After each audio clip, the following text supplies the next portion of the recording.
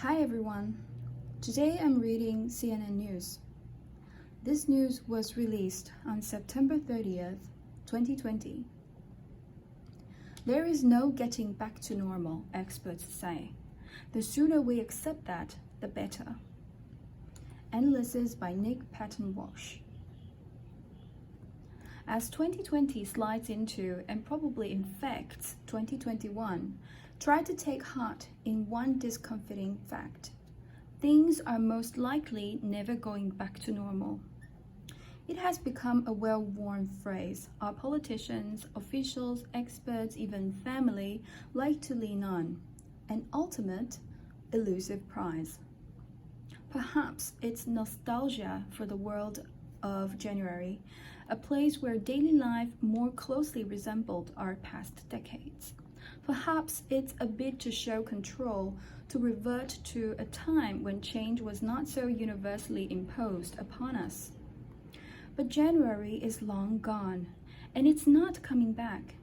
And psychologists will tell you that's only bad if you can't come to terms with it. We are slowly learning if this year's changes are permanent. If work for the lucky among us will remain from home. If we will visit the grocery store less but spend more.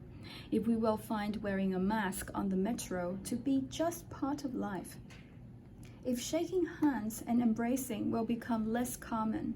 If most of your daily interactions will occur via video conference rather than in person. 5 years change in 6 months is a common slogan for the pandemic.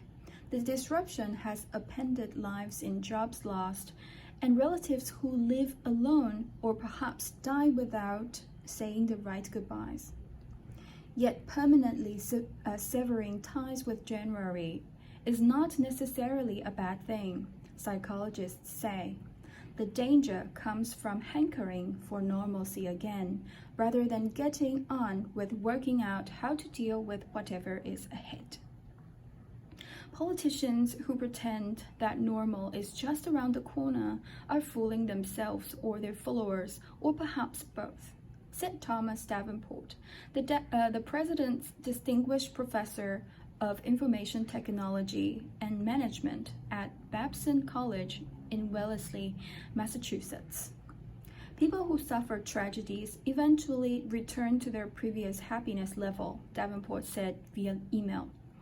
But I think the COVID-19 is a little different because we keep expecting it will end soon, so there is no need to permanently change your attitudes about it.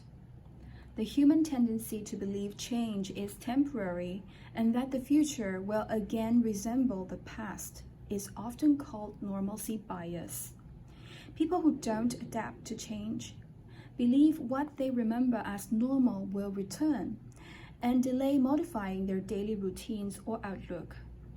Those who refuse to wear masks may be guilty of normalcy bias, Davenport said, since they perceive this intrusion into lives as a passing fad they don't need to embrace. Hardwired to adapt.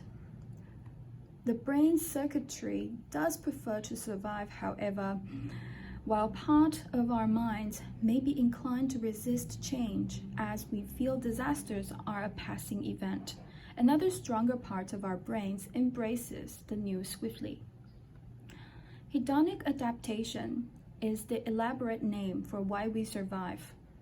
It's the mind's ability to accept quickly something in your environment that weeks earlier would have stopped you in your tracks. Originally intended to protect humans from predators, it's hardwired, so we do not constantly see all relatively new things as threats and miss the newer, bigger ones. When both good and bad things happen, at first you feel intense emotions, said Sonia Lubomirsky, distinguished professor of psychology at the University of California, Riverside. Then you adjust and you just go back to baseline.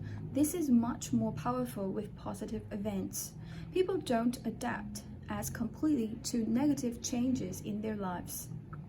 The benefit of hedonic adaptation is it works in all directions. Changes that alter daily life 1 month may be as quickly dropped the next when they are no longer relevant. It could be to adapting to the mask as the new normal, Lyubomirsky said, before dropping the mask and then adapting back to the old normal.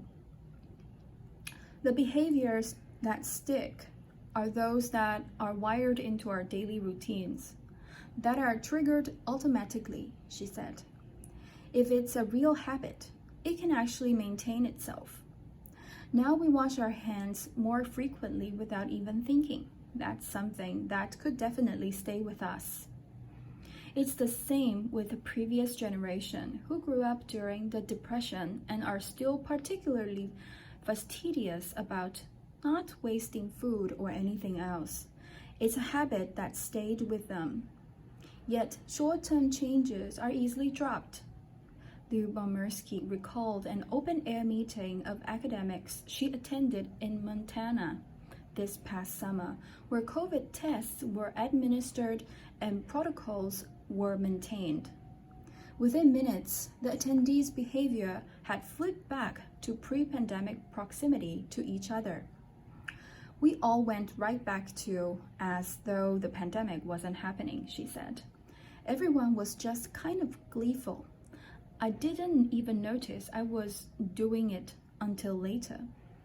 Life is essentially a series of changes and adaptation, she said, and the latter is something humans do well. People tend to place more weight on whatever they are feeling in the moment, Lyubomirsky said. She recalled a vegetarian friend who started eating meat again when the pandemic made it seem pointless. Another friend dyed her hair without explanation. She's like, because F it. I'm just going to color my hair blue. We overweight it, she said. It's so wonderful or it's so awful, but it tends to go back. Our circuitry tends to override our doom scrolling. We're actually more resilient than we think.